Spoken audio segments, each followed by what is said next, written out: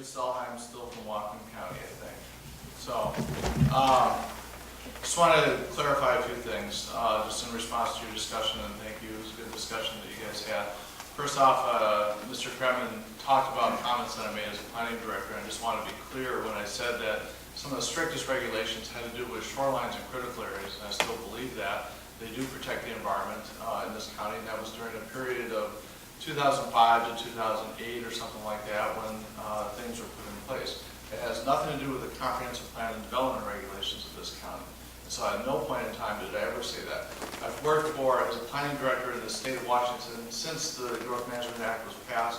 I've never seen weaker regulations for a county land use regulations outside those critical areas and protections. So, Barbara, any of those things weren't directed at you. They're directed at others. They know who said those comments in public settings. So that wasn't you. So I'm saying generally, people know who made those comments, and I don't want to single anybody out. So, but I'll get you off the hook for that for right now, and hopefully in the future as well.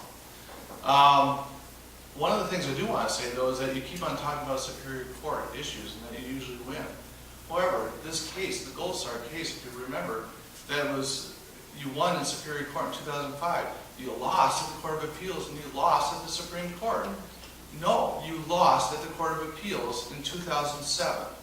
It threw out the Superior Court decision.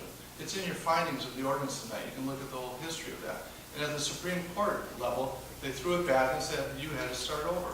And the same thing has happened in several cases there. The other things that are different than is going on right now is that we have built an incredible record, and we have an incredible attorney, Gene Milius, representing us. So we have better documentation and better ability to defend the case and the issues. When you look at the current case, and John Leslie just talked about it, it's all built on Supreme Court decisions. It's not Growth Management Hearings Board decisions. It's Supreme Court decisions. All over these opinions. This is the highest court, and they are a political body. They're elected.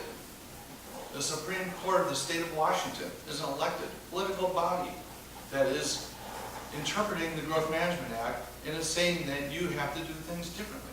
You need to read the whole body of the case and realize that that's happening. Rather, Mr. Knudsen talked about kind of like an arbitration thing, mediation, and some kind of forced negotiation type of thing, some outcome type of thing. There's something to that. I like a little bit where you're going with that, is that there's an ability for both sides to have their case and that there's an outcome of that.